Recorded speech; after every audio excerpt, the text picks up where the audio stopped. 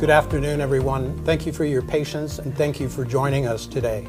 My name is Stuart Itkin, and I'm Vice President for Product Management at Exostar. Today's live web event entitled New DoD Cyber Requirements Will Affect You in 2020, How Your Organization Will Be Affected and How to Prepare is both timely and important. Katie Arrington, Chief Information Security Officer, Office of the Undersecretary of Defense for Acquisition and Sustainment, will tell us about a program entitled Cybersecurity Maturity Model Certification, or CMMC, which originated earlier this year and which will go into effect in 2020. It's a great honor to introduce Ms. Katie Arrington. Ms. Arrington is Chief Information Security Office for the Office of the Undersecretary of Defense for Acquisition. In this position, she serves as the central hub and integrator within the Office of the Undersecretary of Defense for Acquisition and Sustainment to align acquisition cyber strategy. As a cyber lead and programmatic analytic advisor for strategic cyber programs, Ms. Arrington is responsible for conducting analysis within major defense acquisition program portfolio and across the Department of Defense. Katie, welcome. So let me start. So from our work at Exostar, we know that prime contractors are very aware of cybersecurity model certification, or CMMC. They're engaged in DoD forums soliciting input and feedback, but at the same time, suppliers across the DIB seem to be less aware, and many don't seem to have CMMC on their radar screens at all.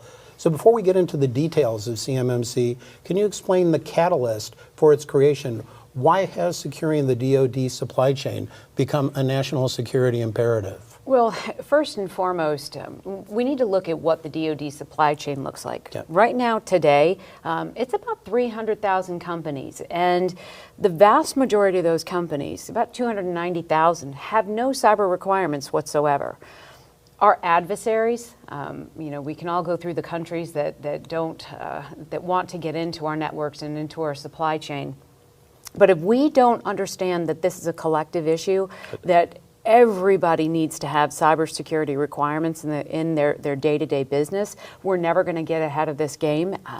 So with our adversaries exfilling about $600 billion a year from the United States. And let's break that down to taxpayers, you and me. That breaks down to, after taxes, each U.S. citizen is losing $4,000 a year. $4,000. That's a pretty good trip to Disneyland for me and my grandkids.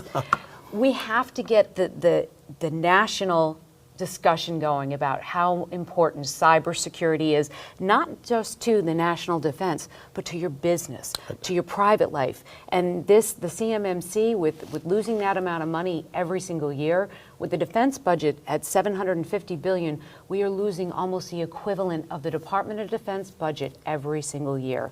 So that's why the time is now for the CMMC. We can't wait. We have got to get cyber standards on a baseline level for every company out in the supply chain. And we hear that the technological gap between the United States and adversaries, which used to really be our advantage, has narrowed significantly. And when we see things like the F-35 strike fighter and the J-31, it certainly seems that our adversaries may not have gotten better technologically, but they've certainly gotten better at stealing our trade secrets and our classified information. Well, it's more, so they don't have to do the R&D work. They're learning off of our blood, sweat, and tears, our hard-earned dollars. Absolutely. We need to close this gap. And as we move forward, the year 2025 is what I like to look at as my focal point as we roll the CMMC out. It'll take till 2025 to get full implementation.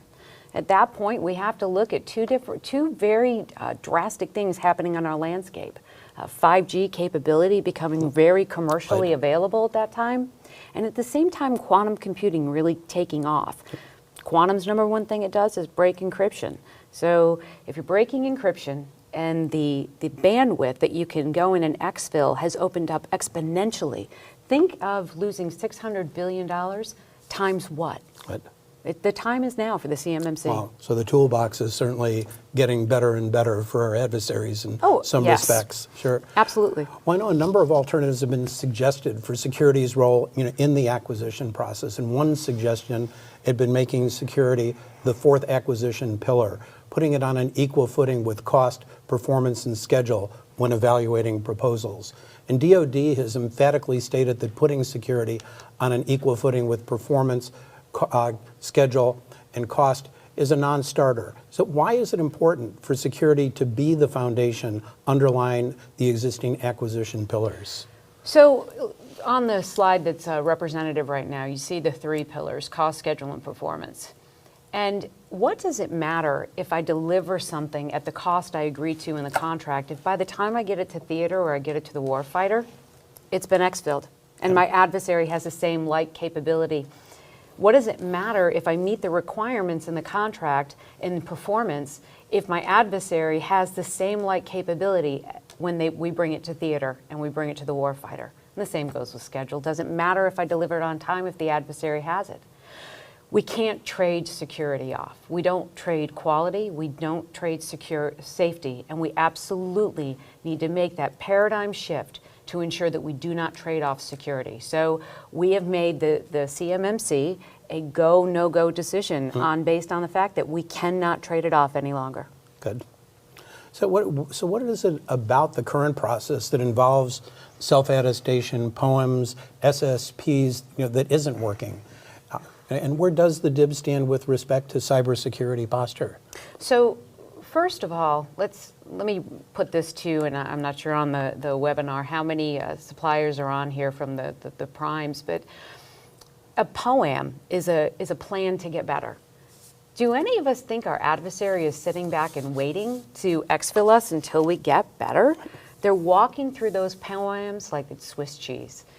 We need to be ready, willing, and able to do the work that we sign on to the government to do at the time that the government needs us to do it. We can't have a plan of action. The self-attestation that has come along with the NIST 171, the DFAR Clause 252, 204, 7012, only applies when there's CUI on the net.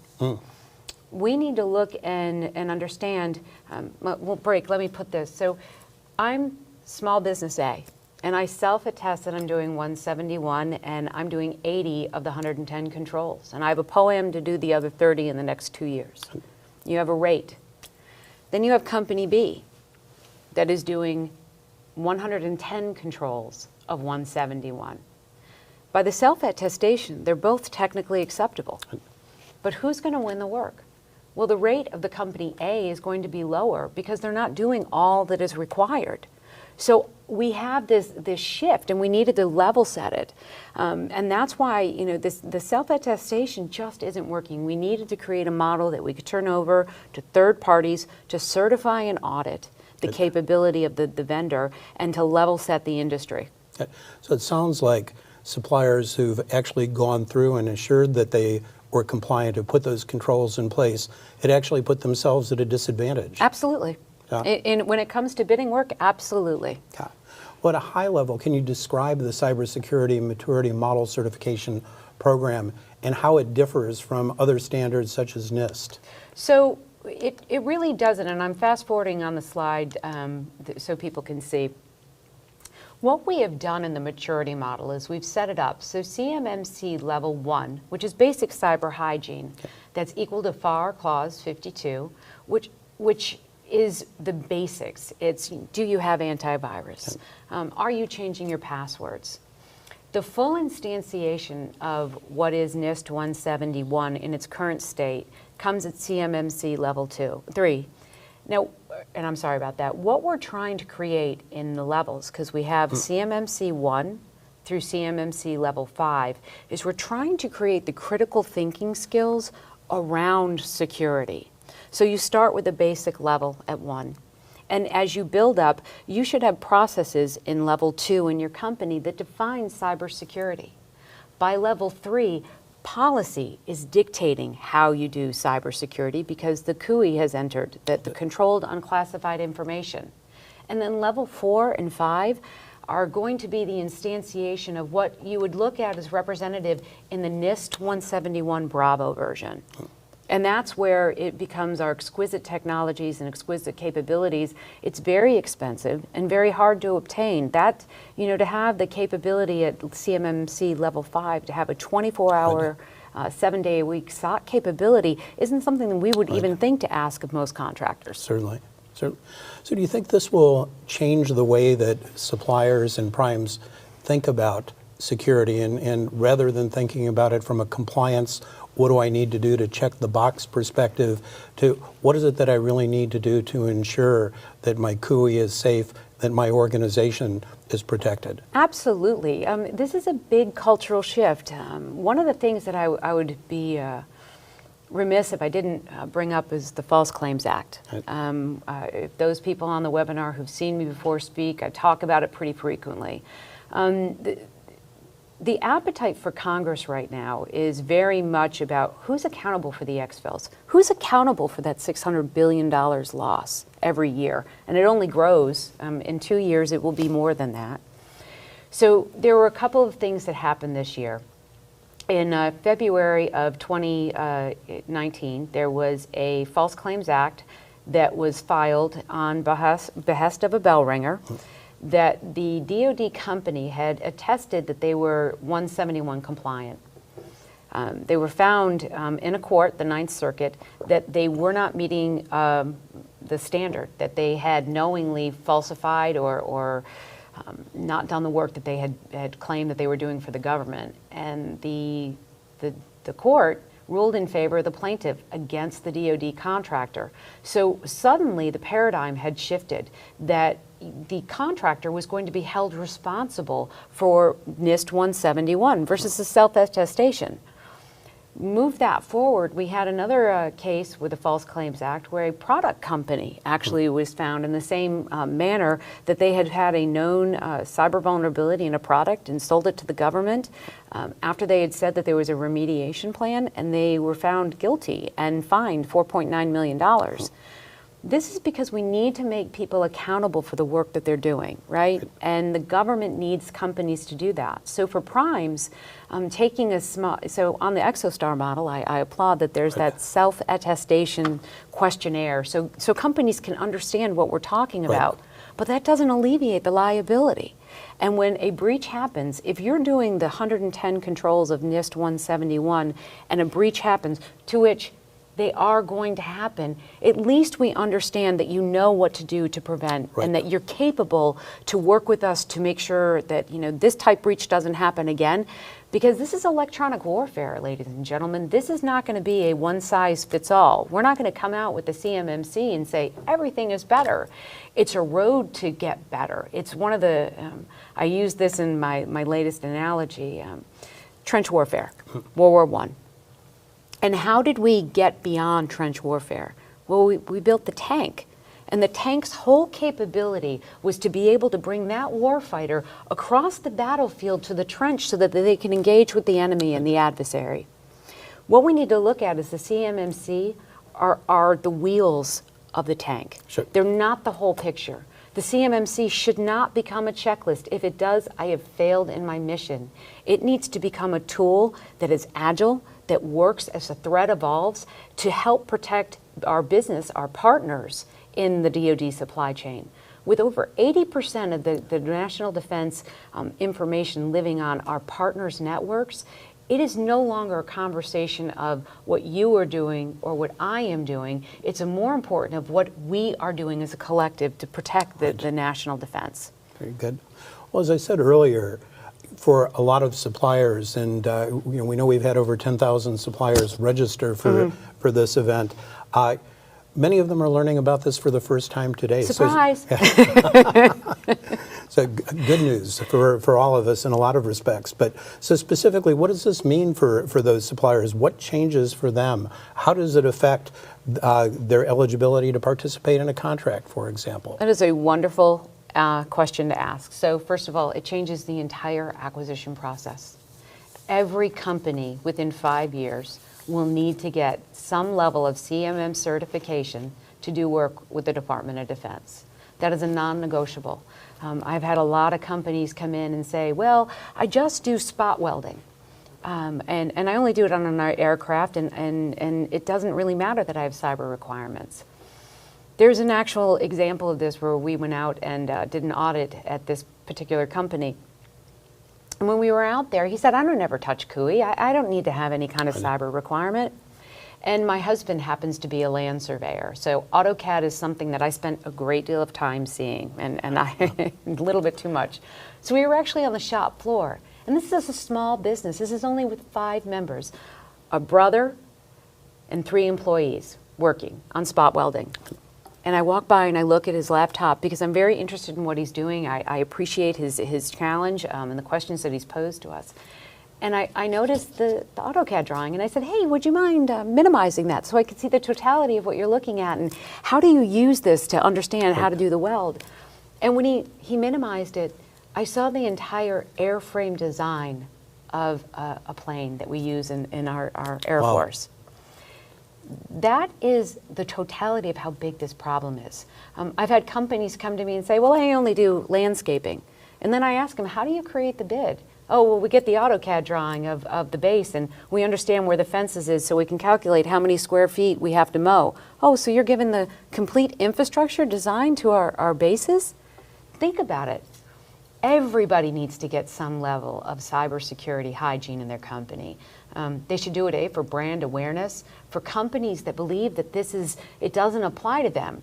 Well, our adversary, the whole point, and I bring up that spot welder, our adversary is very interested in manipulating that AutoCAD design. They're very interested in making that spot weld just a hair different. So that as you go through your quality, that spot welder, to the prime, and they turn the product over, and it fails, well, the adversary succeeded there. Because you're not going to get paid on the work that you've brought forth to do. The prime is going to lose faith in your capability, and God forbid there's a plane flying around that becomes vulnerable because the airframe is weakened. That's how our adversary is going at us. They're not interested in going in. You have to look at their risk. Why would they put the effort to go in and try and break a company that is, on one of the slides I have it, state-of-the-art security? It's a lot easier for them to go in the lower end tier providers. And not to say that lower end means that you're any less valuable, but you're further away from the prime. There's less direct connectivity. Sure. It's easier for the adversary to go in and exfil at that point, to get into the system and be patient and wait and work their way through the supply chain. And while they're doing it, the more businesses they can take out in the meantime, the better for them. So we have to understand how big of a picture this is, and you may not think that you're an important part of this, but that framework, that DoD supply chain, those 300,000 plus companies, without you, we do not exist. The Department of Defense does not build anything. We contract for our industrial base to build, to produce for us. And it is an imperative that we all have a level playing field of understanding what it is we need to do to protect our brand awareness, our employees, and this national defense. Right. And is this going to affect indirect suppliers that aren't specifically dealing with CUI, somebody who's providing office supplies, for example? Absolutely. Because if I don't do it for one, there's no point. If I don't do it for all, I can't make and say that this company only has risk. Right. And that company today may be just supplying pencils or pens, but where do you want to go? Where does your business want to go in 5 years? And if you're not set up for success now, how will you ever get there? Sure. And this is something, I also sit on the Federal Acquisition Security Council, the FASC. That was a spin-off of one of the products of law that was passed last year, the Secure Technologies Act. I can tell you that the other federal agencies and across the government are looking to adopt the same standard. We have a standard very similar to this in the financial sector. We have what's called FINRA. We have in the healthcare sector something called HIPAA. And it's, and I'll use a small business, a doctor's office in healthcare. For them to get access to what is called HIEs, Health Information Exchanges, that small doctor just doesn't pop his laptop up and say, let's get in. They have to go through requirements. So that is what we're creating here, is a cyber requirement that is going to be required by all companies that have any access to the DoD in any shape, form, or fashion. And with some of our platforms being really international in scope, we look at the F-35 strike fighter, for example, with components manufactured across the globe. Yes. How do the standards then apply to others outside of the United States? So in January, when we started down this road to create the Cybersecurity Maturity Model Certification, the CMMC, we had to look first at what we were talking about. So there are, number one, the first thing we wanted to do is create a unified Department of Defense cybersecurity standard. Acting Secretary Shanahan spoke of it quite frequently in 2018. My boss, Miss Ellen Lord, the Undersecretary of Defense for Acquisition and Sustainment, was very loud in 2018 in saying that we needed to have a unified cybersecurity standard. What we had were multiple. We had NIST 171. That was spun out of NIST 800-53. We also had things like ISO 27001. AIA has the NAS 9933. And we had to look at all of those different standards and then look across, I look in the global community, and the UK was the first one that really came out resounding. If you're familiar, something called the GDPR, which is the UK's cyber standards. Now, knowingly, that is more focused on privacy rights, but they understood that there had to be a level set with anybody doing work with them. We took those standards into creating what is now the CMMC. We took FedRAMP, RMF, what Australia is doing, and we worked with industry. The ladies and gentlemen that will be on the panel next were some of the first phone calls that we made in the Department of Defense to create the model. And what we said was we needed to take everything and understand what was the objective of what we were asking and how this will apply globally. Back in the day, or anybody watching the webinar, you remember mil-spec. I'm dating myself, but I knew it very, very well. Me as well. And at the same time, we were moving forward with mil-spec.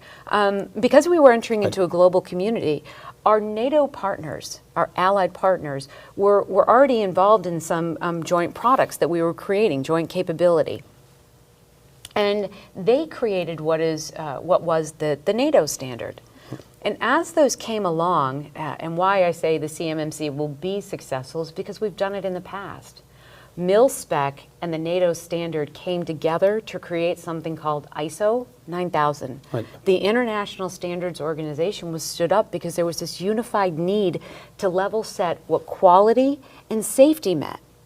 And people say, the CMMC will never get it done. Well, absolutely. We've done it before. We did it with ISO 9000, and we'll do it with the CMMC.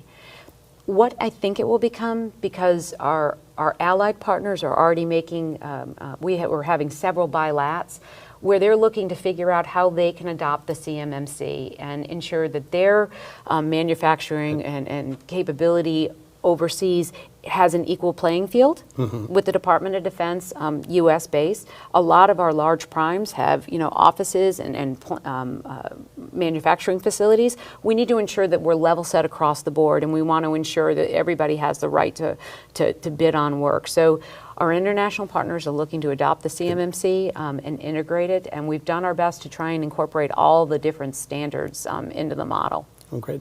So let's talk about mechanics for a moment. What do suppliers need to do to become certified, and who's going to perform those certifications?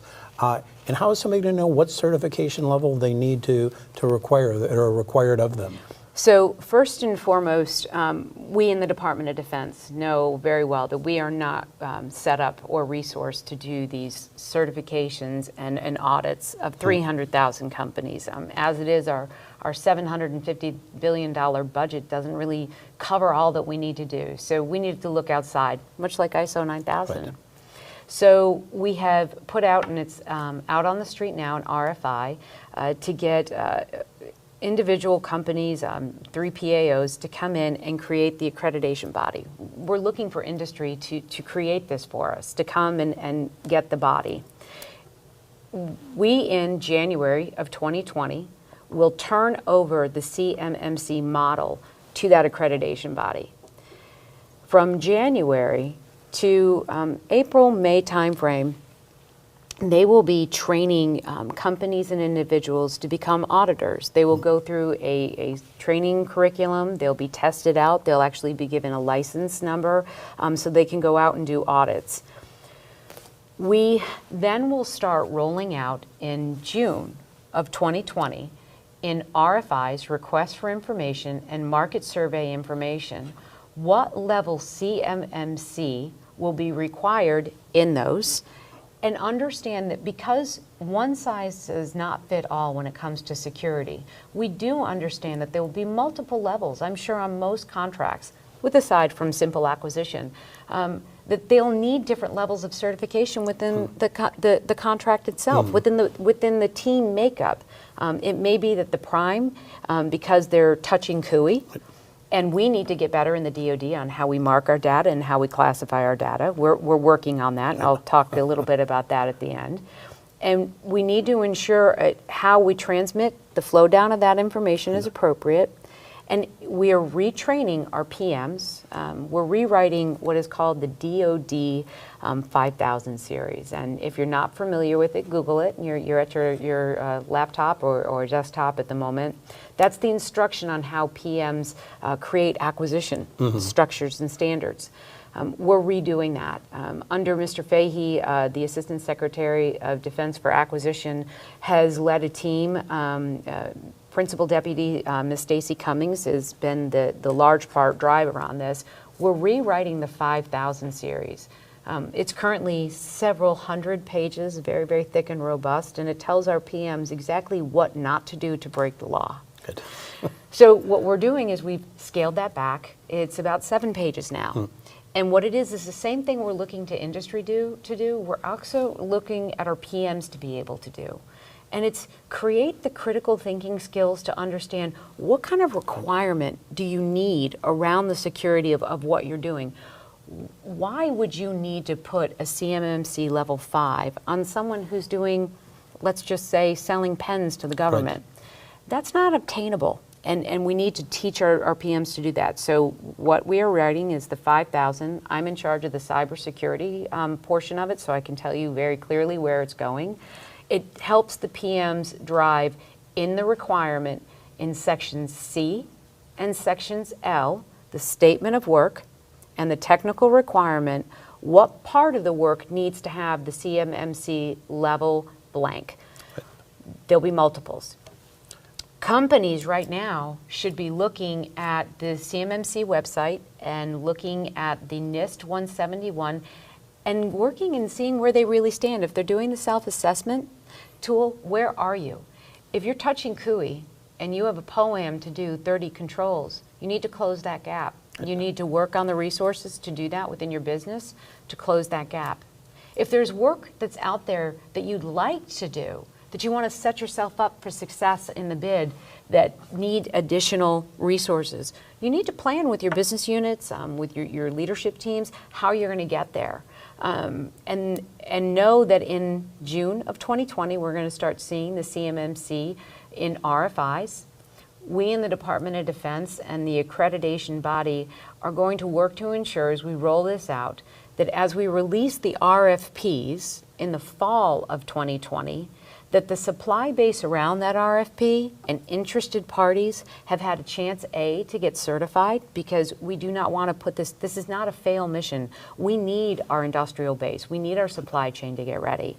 So we'll release the RFPs when we have that supply chain certified and accredited in a delta. I mean, I can't say 100% will be done, but we're really, really close. And then organically, we're going to start putting this through. So I've had a lot of people come and ask me, well, I'm doing work on a contract today. And I ask the question, when does that contract come for recompete?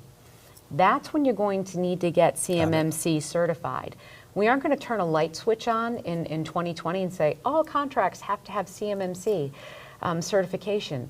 It's through the organic nature of how the acquisition process moves. It's just like we did at ISO 9000. As new contracts come out, new work comes into new contract acquisition strategies, recompetes, we'll start building the CMMC into that. And the part that really I think is important to everybody watching today is that we understand that there's a cost associated with this. I mean, that's a big part of what we're doing in the Department of Defense right now is we're re-looking at how we have valued security. We need to ensure in the POM cycle, do we have the money required to do it? And that what our intent is that security becomes an allowable cost because we value it.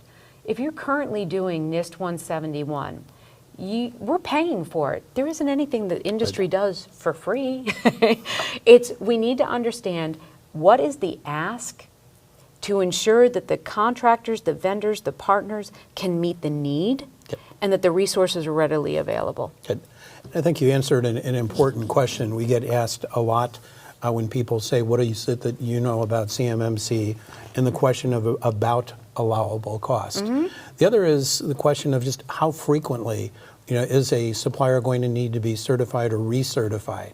Is this an annual event that they will go through, or how is that going to work? So we looked at that. I credit NDIA and the industry itself for really giving us a great deal of input on that. What we're looking at right now, and this is because we're in the last iteration coming out. So we did Rev 4. We released Rev 4 in early September of this year, right. And thank you. We had over 3,000 comments. I think that was unprecedented in any request from the government to get that kind of response back. So first, thank you. Secondarily, in that we got a lot of comment about how often people needed to recertify. So what we're looking at right now is CMMC levels 1 and 2, recertification every 3 years. What our basic is we just want you to get an awareness. We want you to open your eyes and the aperture about cyber and get some basic cyber standards. CMMC 3, we're looking at biannual, every 2 years, right? But they're still open to debate, and this is why I say this is truly a partnership with industry on how we do this. I've had a lot of industry come back and say, no, we need to do this annually. Well, that's a big burden for industry, and I don't know that I need that. And if you're doing the processes, and we move into the realm of continual monitoring, because that is something we're looking at, I don't think we need to do that in levels 1 and 2 every year. Now, levels 4 and 5. That's where really the rubber meets the roads. That's the critical technologies. That's where the highest vulnerability in the most critical technologies, our weapon system manufacturers, that we're looking at that every year. And I think that there's justification in that we need to ensure that they are doing the absolute state of the art. And the reason we thought every year is the threat's going to evolve, right? So the CMMC model, the way it lives in 2020, I hope isn't the same model that is in existence in 2025, because the threat vectors will change. This is electronic warfare. The moment that we move and we're capable of plugging that hole, our adversary will be over on this finding a new access point. So we needed a model that was able to actually be adaptive, right? If we make a change right now to NIST 171, I think everybody's been watching. If you haven't, what's happened with the Bravo version. I mean, it's been sitting in OIRA for several months now. I wouldn't be a patriot if I didn't say the bureaucracy sometimes gets in the way of progress and being proactive. And the bureaucracy of making a rule change is very cumbersome. So I needed a model that I could move with it at the pace of relevance and where the threat was. So the CMMC shouldn't be a checklist. It should be something that is continually evolving. We understand the requirement that we're asking industry to meet. We get it. We know it's big. But this is a big deal. Our national defense isn't something that we can kick the can down the road any further. I mean, you mentioned the F-35 and that plane, right? It's not that our adversary came in and how to build a submarine, right? They took the 70 plus years that we've invested, your tax dollars, your parents, your grandparents, their tax dollars were invested in R&D on how to make that sub. The adversary's taken that, and what they've done is they've propelled themselves into the future. They don't need to spend 70 years doing all the R&D and the hard work. We've done it for them. We've got to close that gap, and if there's a better way I'd love to hear about it. I really would. And I know we've had some really robust discussions. The first time I met with Exostar was, I think, in February of this year, and the questionnaire on the model. How do we get better? And there was a lot of insightful conversation that came out of that. And with what NDIA said to get better, I don't think to date that I have a better solution. I think that this is the start of something. It's nowhere near the end. Threat will never go away. Security will never be 100%. The best thing that we can do is buy down the risk and buy up the uncertainty. And in that delta is where we thrive. That's where the capital markets thrive. And the CMMC is the first step to get there. I think that 5 years, it'll be a different conversation. But that's where I see us going. And kind of recognizing that the threat landscape is constantly changing. Absolutely. And the need for agility. Is there a communications component that's going to be associated with this to ensure that all organizations across the DIB are aware of what are the latest threats? What are the things that need to be changed to ensure that they're maintaining the requisite level of security? Absolutely. So, under the DoD CIO, Mr. Dana Deasy, they've started a Pathfinder where there's a communication with the DC3 on the non-cleared contractors. So we have communication with the cleared contractors, but remember, that's about 19,000 companies, not the bulk share. What we look for in the CMMC is this actually becomes the basis for training and education about threat. That companies are made aware of, hey, the biggest vulnerability, and I break here, in Delivered Uncompromised, which is a study by MITRE. If you haven't read it, you should. In the Navy Cyber Readiness Review, that's an amazing document as well. There's something called the DoD IG report on contractor networks. The first 3 things that they noted, number 1, we're not doing the basics on passwords. The human element is where our greatest vulnerability lies because people still have the propensity, and why I know this is a true statement. If my husband is watching this webinar right now, which I think he is, he's one of the reasons I talk about this. I'm the CISO. I am the Chief Information Security Officer for Acquisition. Phishing emails. Bad. I don't open them. My husband, a mere 4 weeks ago now, on a Saturday afternoon, takes a screenshot from his phone, which said, "Dear Mr. Arrington, you have a relative in the UK who has recently passed, and your name came up in documentation." My husband did the number 1 thing. He clicked on a phishing email. This is something that we're all doing, and we need to get better on that. And the number 3 thing in those studies was basic encryption, right? We're not doing it. So we've got to get there. And how I know we're not doing it is because we see that we're not doing it. And I know some of the other things noted were just things that are relatively easy for organizations to do. Adding multi-factor authentication, for example, can make a huge difference to the security of an organization. Yeah, just simple things like updating our passwords. I have a new game I like to play when I'm in airports because I'm doing a lot of traveling. I have a scorecard. It's in a green binder. It's in my purse out there. I keep a running tally as I'm walking through an airport or I'm sitting at a gate of the people that open their laptops and their passwords taped to the laptop. Really?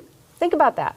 Most companies, because system administrators change or they're worried about their capability to gain access to systems, maintain the passwords as passwords. So there are simple things that we should, 2-factor authentication, password updating and management. Does your company have a repository or a base of how you track your mobile devices, right? It's 20 years ago, do you remember your first flip phone? Absolutely. I do. Yep. Mine was a Razor flip phone, hot pink. But when that happened, did companies have a repository? Did they keep a database of all the mobile devices assigned? This is what I mean. Things are changing, and that's a rudimentary example, but those are the type of things that we need to just bring awareness to everybody, that kind of capability, 2-factor authentication, updating your antivirus, those type of things. But some of the simplest things, the easiest things can have Occam's such a razor, big impact. right? Absolutely.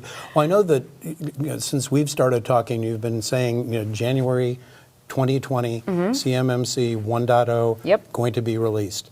Yes. Still on track, and the rest of the timeline that you've been talking about? Absolutely. So on the slide deck that is in this, I'm sorry, went one beyond, that schedule. Right now, what we're trying to create, the Department of Defense, specifically my organization within it, because I can only speak for myself. One of the biggest things we need to do is create trust with industry. And doing what we say we're going to do on the timeline that we say we're going to do it is an imperative. So you're going to see on that schedule Rev 6. That will be released to industry for comment as well. So we took all the comments on Rev 4. We've been synergizing it to bring out Rev 6. So, and it's in my inbox right now. I can tell you we're working through the process in the government to release it. The first week of November on the CMMC website, which is on the next slide on the deck, you'll be able to see what Rev 6 looks like. You should really take that as an 90% of what will be in January, so you can start preparing and letting your company know where you think you are, what kind of investment you'll need to get to where you want to be, because that's important, right? And then, as you can see, I'll do another iteration in late November. That'll be the 99% mark, so companies can see it. And then we'll turn the model over to the accreditation body in January, and that's where we'll be rocking and rolling. Great. And as this becomes released, it'll be available on the CMMC website. Yes, absolutely. So, and we've been very transparent on doing that as often as possible. So with all of these changes, what should suppliers be doing right now to prepare for CMMC? Should they be reviewing their policies, escalating items on their POAMs? What specific advice can you provide to the suppliers that are out there learning about this for the first time so that they can be ready as this rolls out in 2020? Absolutely. So look at what's out there now. Look at NIST 171 and look at the I would say hold off until the first week in November and look at what Rev 6 looks like. And why I say that is Rev 4 had everything in the kitchen sink. There was a lot of redundancy in Rev 4. The same control was in NIST 171 that was in NIST 53, and a like control was in ISO 2700. So 4 was pretty beefy. We needed it to be beefy. We needed to make sure that everybody could see what we were doing and how it laid out.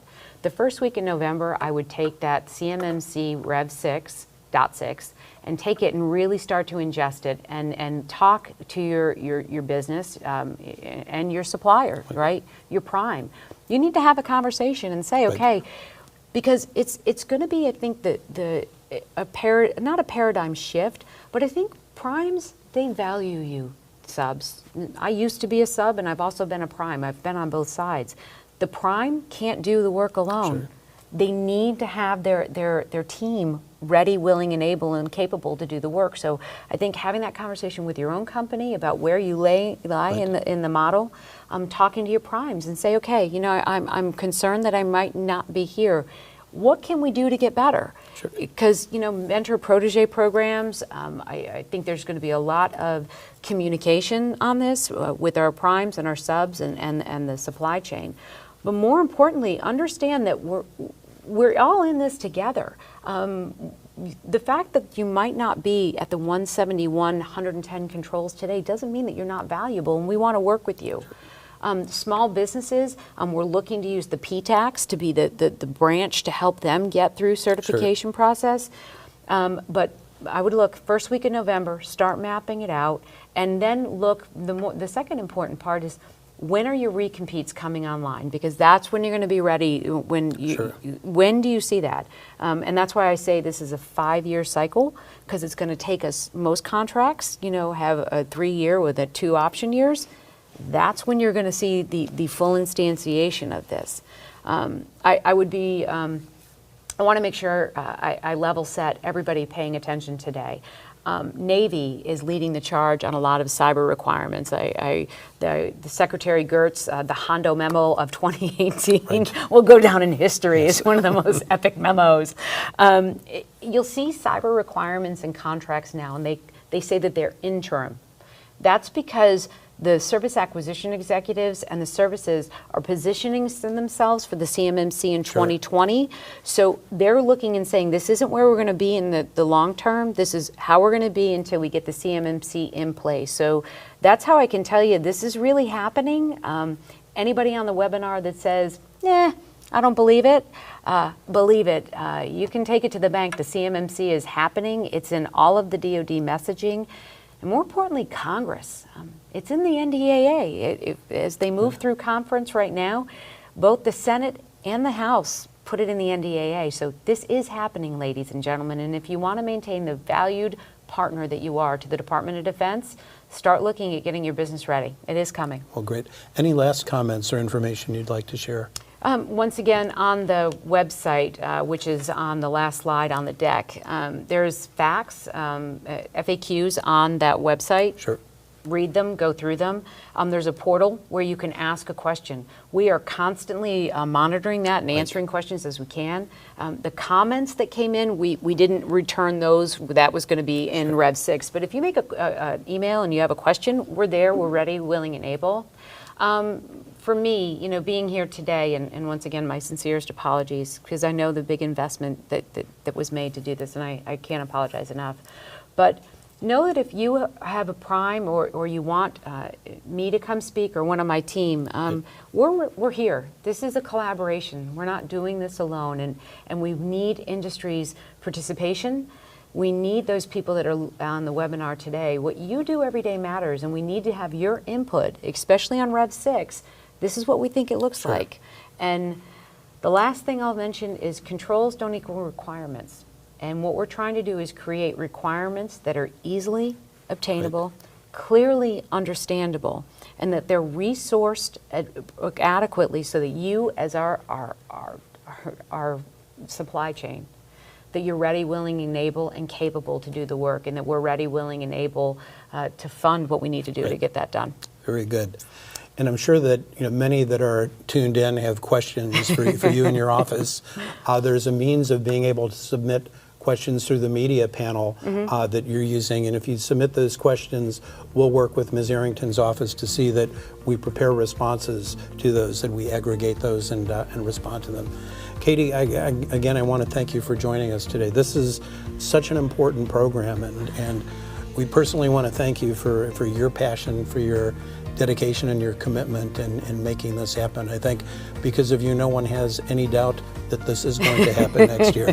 So thank you very much. Thank you so much, and thank you for the time. I do appreciate it.